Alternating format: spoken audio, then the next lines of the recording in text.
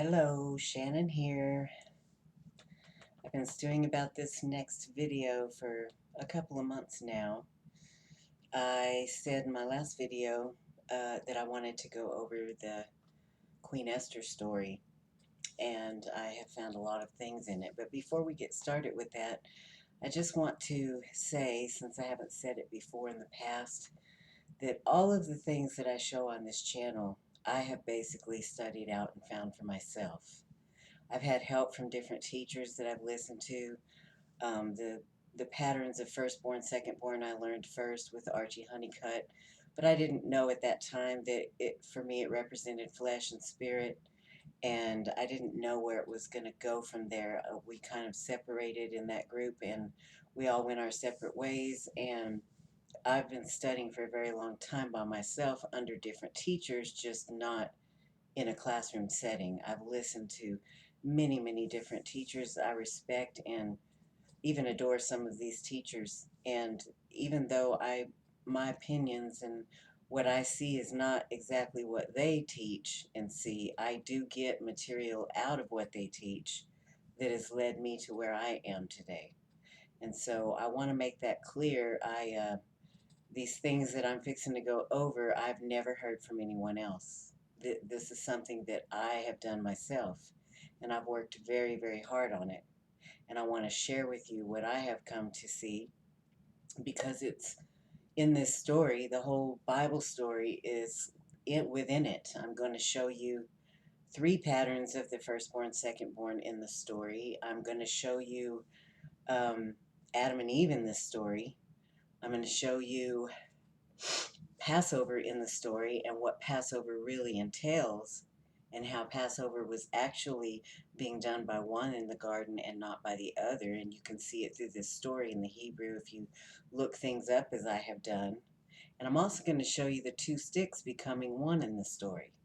So I'm telling you these things up front to kind of get your attention. Hopefully that you will want to listen to the entire video. And if you have not watched any of my other videos, you may want to go back and recap, because I go over a lot of these things in detail so that you can see it in this story. This story has so many different things going on. Again, I'm going to hit highlights. I'm going to skip some things, but later I'll come back and I'll go over things a whole lot better. Every time you read a story, which is why we're told to read the Bible over and over again, you may see something else. I've looked and looked at this story and took my time with it because I didn't want to miss anything. And still, when I go over a story, sometimes I miss it, and I'll come back to recap or go over something that I felt was very important that I missed. So I may do that again tonight. But with that being said, if you would go to your Bible and read the story of Esther before you listen to the rest of this video, it'd probably help you follow me a bit. But we're going to get started, and we're going to start with the beginning of the story. The king is calling a banquet after 3 years of reign. He's basically, when I hear that he's made known the riches of the kingdom and the honor of his excellent greatness, many days, 6 months, basically 180 days, his excellence. Um, and after these days, the king made a banquet for all the people, um, both great and small, which when I hear both great and small, it reminds me of when we're invited to the wedding, both great and small, and who comes and who doesn't. I don't know where that's going in this story. I didn't want to go there, but I do hear that, so that may be something that we return to. Um, but basically what I do want to cover in this story is that in the 7 days of him giving this banquet, he gave out drink in vessels of gold, and the drinking was according to the law. But wait a minute. It says right after that, no one compelled. And I looked that word up. In the Hebrew, it says no one insisted on it being according to the law. So first it says according to the law, then it says no one insisted. It says the king had ordered every chief of his house that they should do according to every man's pleasure rather than the law. And this is very important because Vashti also made a banquet for the women in the royal house that was also owned by the king. Now, the king is calling for Vashti. Vashti doesn't come. He decides to hold her basically to the letter of the law so that the other women won't become unruly and so on and so forth. What I want to bring to the attention, first of all, is that neither kept the law. And Jesus says, let those who have not sinned cast the first stone, or as it were here, cast the first one out. And as you can see, they both broke the law, but only the woman is being held to the law. And we'll see that in the garden as well, not by God, but by man, because both Adam and Eve ate. Eve is admitting she did it. I did it. I believed. Can't be deceived unless you first believe. But the man says, it was this woman that you gave me, God. So he's holding her to the law, but not himself. So this is the first thing that I notice when it comes to the law and the drinking. The second thing is that Vashti, I believe, is a picture of who a lot of people say was Adam's first wife, Lilith. Because in this story, basically, neither one of them are choosing to yield. They're both equally yoked. They both break the law. One is held to it by the other. It's basically a fight of who's going to be the alpha. Now, remember that men are commanded to lay their lives down for their wives. But in this story, the man is basically demanding that she lay it down, even though everybody has been drinking in excess of the law, because he basically said he let every chief of their house do as they pleased. So it's not according to the law. So this is the first thing that I wanted to bring to the attention. Vashti is the firstborn. She's of the fleshly because she refuses to lay it down and go ahead and come. Now, does she have a right? Maybe. But that's not really the point in what I'm bringing out. Now, the king also did not honor her. He went with what the men said and sided against her. So in this first part that I'm bringing out, this is the firstborn, secondborn, both of them being a picture of the firstborn, both of them not wanting to yield, both of them breaking the law. Now, whether it was broken for the right reason or not doesn't matter, because we're talking about did you break it or didn't you? But the one who may have had a reason not to keep the law was the one held to the law. So then we have the king who, let me see in this story. We have Esther who's going to replace Vashti. The king is asking for all the women. Now, keep in mind, she chooses the name Esther to hide her identity. Esther means hidden or concealed. She is a Jew, but she's hiding that. Her name is Hadassah, which means compassion, and she's raised by her uncle Mordecai. And she really doesn't have a say in whether she can go before the king or not. So she agrees to do it, but she really can't not agree. The men have been sent to get her, kind of like in the story of David with Bathsheba. David sent his men to go get Bathsheba. She really couldn't say no. There was no one there to protect her. So she had to go. So if you listen to the story of Adam and Eve, Eve didn't have a choice. Eve was given to Adam by God. She couldn't choose not to. So in her eating, she's choosing to become one with flesh, Adam. And so in this story of Esther, she's choosing by going in front of the king. She's choosing that if he chooses her, that she become one with him. Now remember, she's a hidden Jew, but he is Babylonian. Now, he's not of any Jewish descent. So I always ask myself, okay, the Jews that I've met in Israel, they have all these stipulations of what would make you a Jew, and about if your mother is a Jew, and we know that she is literally, physically a Jew. But what do Jewish people say about those who don't literally follow all of the feasts and festivals? Because you know that she's marrying a Babylonian king. He doesn't even know she's a Jew. So she's not following any of the feasts and festivals at all. But she's still celebrated because she saved the Jews. So why? And why is it that we haven't heard that she really is the inward Jew, that Yeshua was talking about. You're not a true Jew unless you're an inward Jew, which is about your spirit, not your flesh. But she is widely accepted and loved among the Jewish people in the Jewish religion. So that is something that maybe somebody in the religion that follows the law to the letter can let me know. And I'm not saying it's wrong to do that at all. I'm just saying this is a question that I have for anybody who can answer it for me.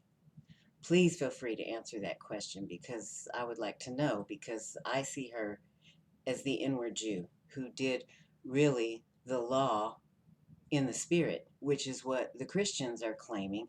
Now, I'm not going to I'm not going to speak on behalf of any religion because I claim to be a believer of the Bible and what is written.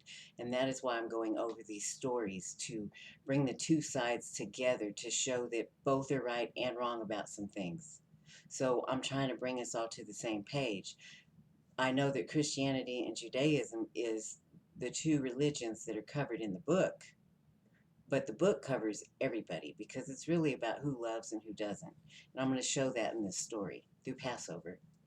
So let's move on and let's talk about when Vashti is basically chosen. So again, she right there is a picture of Eve, the spirit, who's agreeing to become one with flesh, her husband, the king, who at this point is the firstborn, the one that doesn't get the inheritance. He's of the fleshly nature. He has the physical wealth. She has the spiritual wealth. And when she's brought in front of the king, she doesn't ask for anything, which is why she finds the favor, because she's not of the physical nature. She's not like Vashti. She's not like Lilith. She is of the spiritual nature. She is a woman that's going to lay her life down for the wishes of another, even if she doesn't have the choice to say no. Which, Vashti, she obviously felt that she had the choice enough to say no. Now, after Vashti said no, there was a decree made that she couldn't come in front of the king again, but neither could Esther. So we're going to look at that here in a minute. So that's another picture of Adam and Eve. It's also another picture of firstborn, secondborn. Now, once she is picked, there's another set of firstborn, secondborn, and that would be Mordecai, her uncle, and Haman. Haman being the firstborn, Mordecai being the secondborn. And we're going to look at the king, and the king being a picture of both. In the beginning, when he chooses Haman to be his right-hand man, we usually choose our right-hand man, who is just like us, who's going to be on our behalf. He's choosing Haman. He is one with Haman's character. They're both of the firstborn. They're both about, it's my way or the highway. And Haman is all about the riches and the wealth and running the place. Now Mordecai, he has raised Esther and believes that she deserves the utmost. And his name means, let me see, it's follower of Marduk, a Babylonian god who ruled over the kingdom with compassion, as salvation and redemption does, Yeshua. And so, you know, we still can't judge the book by the cover because it's the inside that we're looking at here. I'm showing you the spiritual, and I'm using archetypes to show it to you because we're supposed to test the spirit to see what we're looking at. So I'm showing that to you in this story. So Queen Esther's chosen, but she can't approach the king unless she's called upon. And if she does, she's facing death for that. So in other words, if she chooses to do that, she's laying her life down and she could possibly lose her life. So in this story, Haman is chosen for the right-hand man. But let's back up. Mordecai overhears two of the eunuchs that are guarding, angry at the king and plotting his death. Mordecai tells Queen Esther, and Queen Esther tells the king on behalf of Mordecai. Well, this is written in the book of memory. But nothing happens at that point. It's just there. He did it, and the king was not murdered. And they hung those two men. Okay, so then Haman is made the right-hand man. Well, Haman doesn't like Mordecai because Mordecai won't bow to him. Now, I look at bowing in two ways. If you are serving your God, and your God happens to be the Spirit of Yeshua, salvation and redemption, you're going to be a servant. But you're going to serve everyone. You're going to serve your friends and your enemies. You're going to lay it down. You're going to lay your life down, and you're going to let others live for a time, just for a point, because there's cycles in everybody's life. And I'm going to talk about that cycle here in a minute. So you can refuse to bow and serve by literally not being a servant, or you can refuse to bow and serve a man like Haman by not being like him. In other words, you're not going to rule over people at their expense. So either way, you're not bowing. But I believe in this instance that he was actually not being a servant in the manner that Yeshua was talking about, to serve and love. And the reason I believe this is because of what Queen Esther requests of him after Haman makes a decree that all the Jews be killed.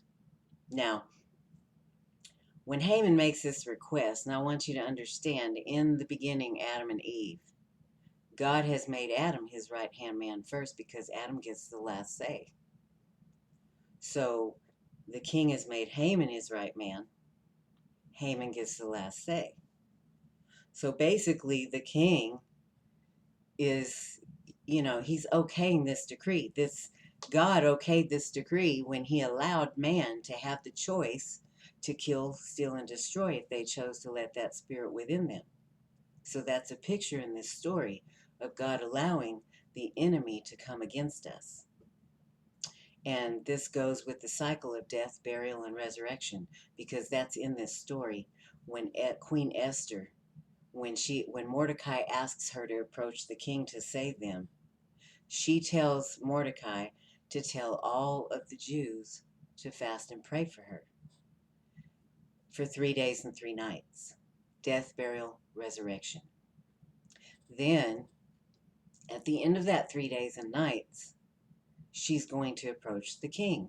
Well, it also says that Mordecai passed over and did all the other things that Queen Esther asked. Well, the only thing the story says is that she asked him to fast and pray, no drinking, no eating. Well, when he says he passed over, if you look up that Hebrew word, that word means to cross over or to cover. Love covers a multitude of sin. Okay, so basically, Passover here is pretty much like the story that I went over already with Joseph and Potiphar's wife and Potiphar. Potiphar put Joseph over everything except he said he was only concerned with what he ate. But then Joseph tells Potiphar's wife he's over everything except his wife. So his food and his wife are one and the same. Potiphar represented the enemy, the serpent, who is only allowed to consume and devour, eat those who belong to him, his wife. And what I'm doing is I'm showing you the deeper meaning of these stories, a mystical meaning here. And it's something that you just can't see unless you know the whole story throughout the word. You have to know your stories backwards and forwards. So I'm bringing this out to show you so maybe we can look at it deeper. So she's saying fast and pray, and Mordecai says he passed over. Okay, now remember that Yeshua said, if you have kept the law of love, you've kept the whole law. And Mordecai makes a point to say, I passed over and I did everything else that Queen Esther asked me to do. But Queen Esther only asked him to fast and pray and not eat or drink for 3 days and 3 nights. Now remember, there's 2 kinds of water that we can fast from. Yeshua said, I have water that when you drink, you will never thirst again. Okay, and the same for fasting. Well, I believe she's talking about not doing what Adam did in the garden. He consumed and devoured his neighbor and maker. He ate his neighbor and maker. That is a picture of not loving your neighbor or maker. And so Mordecai is saying that he was loving his neighbor and maker, his enemies, which he was not doing when he was telling on the 2 that planned to kill the king. However, if someone's going to get hurt, we're supposed to tell. But again, he wasn't covering. and he wasn't bowing to Haman. And so I believe this is why he basically was a firstborn in that sense, not the secondborn, the spiritual. It wasn't until Queen Esther told him, take off your sackcloth. Now, when you're wearing sackcloth and you're bitter and you're crying in the streets, basically, he's basically succumbing to the outcome that he's going to die. And I think Queen Esther is testing him in his faith that God is going to come through and keep him from dying as well as their people. So she's asking him, take it off, put on clothes, pray and fast. Everybody. And she did too. So when she approaches the king, she knows that she may be killed for it. And she says, basically, if I perish, I perish. Mordecai told her, if you don't, God will raise up somebody that will, and you and your family will perish anyway. So basically, you're going to have to stand up and lay your life down anyway. So she approaches the king, and sure enough, she finds favor with the king. She says, I have prepared a banquet that I would like to invite you and Haman to in 3 days. And so he basically obliges and says, yes, we will come.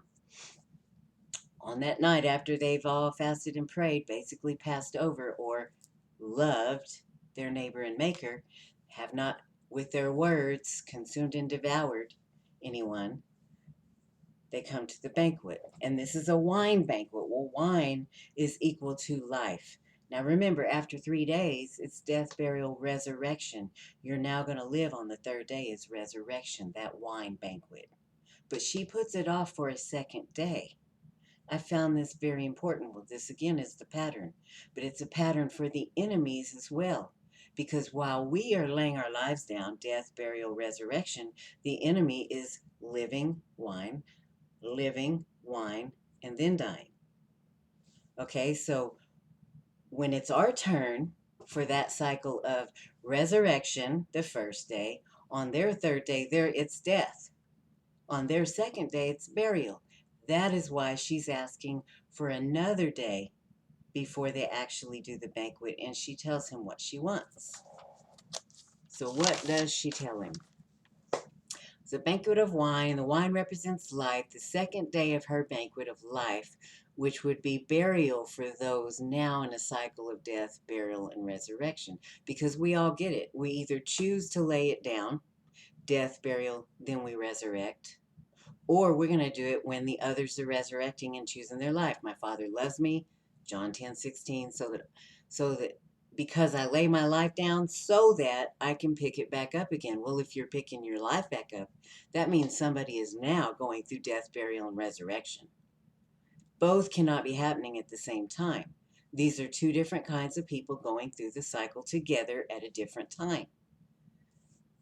So, what does she do? The second day of life for her is burial for her enemy. What is your petition? She petitions her own life. She's asking that she may live. And then she requests that her people's life. And so she says, we were sold for destruction, for murder, and for perishing. If we had been sold for male slaves and slave girls, I would have kept silent.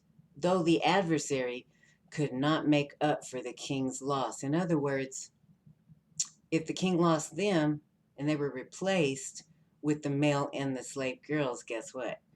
They were being replaced with the adversary, the males and the slave girls, is what she's saying. Because we have one of two gods living in us. We either allow the adversary to work through us or we allow God to work through us. The question is, which one is working through us? Are we the firstborn, which means that we're allowing the adversary to live through us, or are we the secondborn, which means we're allowing God to live through us? If we're allowing God to live through us, we're going through death, burial, and resurrection by choice. If we're allowing the adversary to go through with us, or live in and work within us, then we're doing the opposite. And we're going to get that same cycle, whether we like it or not. It's just going to happen. Because God gives all his kids a chance and a time for their lives to be had. And it's that simple. And that's why he's asked us to lay it down for the enemy, lay it down, because who did he come for? He came for the lost. How's he going to be there for the lost? Through us, when we allow him to live and breathe in us.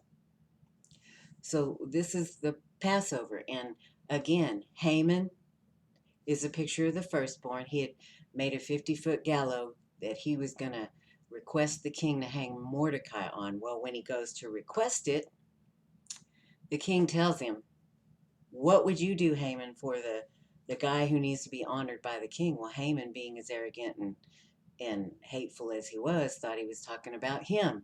And so he says, well, he would dress him with your clothes and give him your ring, the signet ring. Again, I talk about the signet ring that belongs to those who are like God. Okay, all these things Haman is telling the king he needs to give to the guy that he's going to favor. And of course, Haman thinks it's him. And then the king says, well, I want you to do all of these things for Mordecai. And so now, this is the stage of death that Haman is experiencing. Death and then burial on the second day, when the queen tells him that the enemy that has done this, that has requested their death, was Haman. And so, of course, Haman gets hung on the gallows that he created for Mordecai. Well, guess what? When Adam had created death for Eve with his words, Adam got death. That was his punishment. He would no longer be eating green plants. Green represents immortality. Because if you are going to choose to eat from the tree of knowledge, you can no longer eat from the tree of life.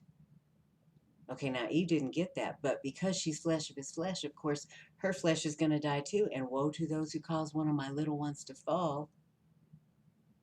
So I'm showing you these patterns for a reason. Now, I want to show you when the king actually becomes the second born and when the two sticks become one. Now, I've always talked that Adam is one stick and Eve is the other stick. They're Judah. Adam is spiritual Judah and Eve is spiritual Israel. They're the two sticks.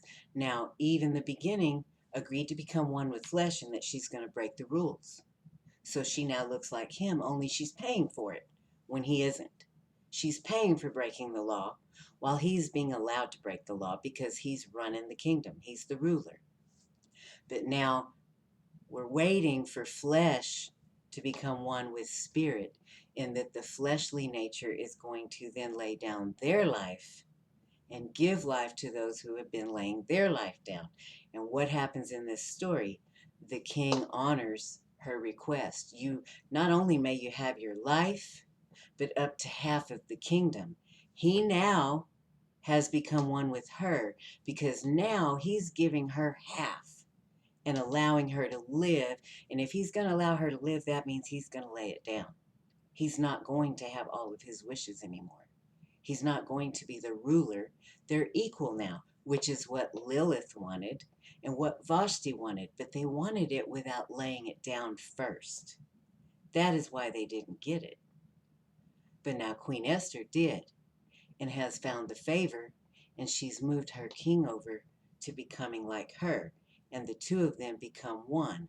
They are the two sticks, Adam and Eve, flesh and spirit, that have now become one because the king has decided to make her an equal in the kingdom. And he can't remove the decree that he gave that the Jews would be killed at a certain time, Passover. But what he did do is make it where the Jews could defend themselves. Now they're allowed to defend themselves. In other words, now they're allowed to live. Yes, they still can come and kill you, but you're allowed to pick up your life again.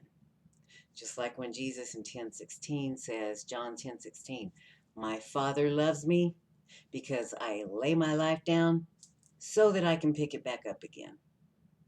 That, I believe, is what is going on in this story. So you have three patterns of the firstborn, secondborn. You have Vashti and Esther. You have Haman and you have Mordecai. And, Haman's position was taken from him and it was given to Mordecai. Mordecai was given the ring and the house along with Esther. So right at the end, You know, as Queen Esther was trying to tell Mordecai, take off that sackcloth, you don't need it. You will not perish. Guess what? I'm telling you today that this is a prophetic look at what's going to happen in this world. The same thing is going to happen because this is what's going on in the world today. You have those that are like the king who are ruling things at the expense of others. Others are laying it down. But there's a cycle of death, burial, and resurrection going on at all times, whether you understand that it's going on or not, it doesn't matter. And, you know, just because you're put out, kicked out, doesn't mean you were wrong. It just means it wasn't your turn. Kind of like Miriam, who became bitter. She was bitter on the outside, but she didn't have leprosy all the way to the inside. And it's because she was anxious for her turn, not because she wanted to kill, but because she was right in what she was saying. She was the water. She was the rock. She had the water within her. She was the rock that was beaten instead of spoken to. It just wasn't her turn. And so in life today, we have the same thing going on. We look at people like they're crazy. We just don't understand them because it just wasn't their turn yet. It doesn't mean they were wrong. It's just that God has something bigger planned and it wasn't their turn. And I happen to be one of those living examples of that because for years I've been told I was crazy at what I was seeing with Adam and Eve, that that's not what happened. I happen to know it is what happened. And in due time, it will be acknowledged. I know this. So I'm sharing with you what I know because it provides us with the knowledge to get on the same page so that we can all love one another and begin to respect one another and our wishes and what we've been called to do and how we've been called to live and serve each other. We can't do that if we don't allow each other to do it out of jealousy, out of misunderstandings. Miscommunication is the biggest problem in the world right now today. That's called the Tower of Babel. We're all saying the same things, we're just saying it a different way. And so I'm showing these things in this story because this story is telling you everything that is already said in the Bible so many different ways, from different perspectives. Now, I also want to talk about the fact that Vashti, she was called beautiful in appearance. In other words, she had physical beauty. Queen Esther was called fair in appearance and beautiful in form. Okay, now I want to talk about that word form because I looked it up in the Hebrew. And one of the definitions is a seer. Now I went to Leah and Rachel, which are also pictures of the firstborn, secondborn. Now Leah was described as weak in the eyes. Okay, now what I believe is that Leah is also a picture of the firstborn and that she could not see spiritually. Why? Because it says that God created darkness and forms the light. And I believe these descriptions of these women are stating what they represented. Esther was fair in appearance. Okay, fair, I looked it up, it also means beautiful. So she was beautiful in appearance and her form. Okay, spiritually is form. So in spirit as well as physically. Leah was weak in the eyes, but Rachel was beautiful in appearance and form. So Rachel is synonymous to Esther, which is synonymous to Eve, and Leah is synonymous to Adam and synonymous to Vashti. So all these characters have these things in common for a reason. These patterns are so that we can pick up the message. And basically, these people are being described as either fleshly or spiritual. And it really boils down to that. Appearance is all about your physical. Leah was seeing with her physical eye, but she couldn't see with the spiritual eye. She was not a seer. That's what that word form, part of the definition of that word form in the Hebrew is. And Queen Esther also was beautiful in form. She could see spiritually. And this is what she is portraying to Mordecai through asking them to fast and pray. Passover, which is the only reason that you would be passed over, is if you pass over others, because we are to do unto others as we would have others do unto us. And so if you really want to win the battle, we need to look like the female in the garden, who covered her neighbor and maker, and she exposed the enemy as well as herself. She took the blame. She laid her life down and respected the two things that the husband and the wife are commanded to do, and her seed is the son. So I'm hoping that, I hope I didn't leave anything out. I'm thinking still before I want to wrap it up. I don't want to make it too long. I've stewed about this for 2 months. 2 months God has put this on my heart. It's the only video I've really been concerned about because it wraps up all the patterns and all the different things that I've talked about in my other videos. It's the 21st video, which is 3 sets of 7, which is also important. Um, I think I'm going to wrap it up there. With that being said, I hope you guys have really followed me. And if you need to go back, look at the story again. I know there are things like the numbers, he called the banquet after the third day and then 7 days. Those things mean something, and she did too. So, I wanted to hit the highlights of what I could see right away and really talk about that for a minute. Now, also, that's one other thing. You take a lamb in for 4 days, you love it, and then you slit its throat. What do you think that Eve did? Not Eve, uh, Esther, when she called that fast for 3 days and 3 nights, and she waits until the fourth day to bring out who the enemy was. And when he's killed, he was loved first. And that's what we're supposed to do with our enemies. That's Passover. Love your neighbor and maker. That's spiritual Passover. Some of us have been doing it for the entire 7,000 years. Then some of us think it's only one day a week. That is why Sabbath was made for man, because man is the one not doing Passover at all. Man meaning flesh. So Sabbath, everybody is going to be loving their neighbor and maker, whether they want to or not. And if they don't, I don't think they're going to be living in the kingdom for 1,000 years. And I will say this. If Sabbath was really about physically not working, do you really think we're going to live on the earth for 1,000 years and never do any work for that one day? Not physically.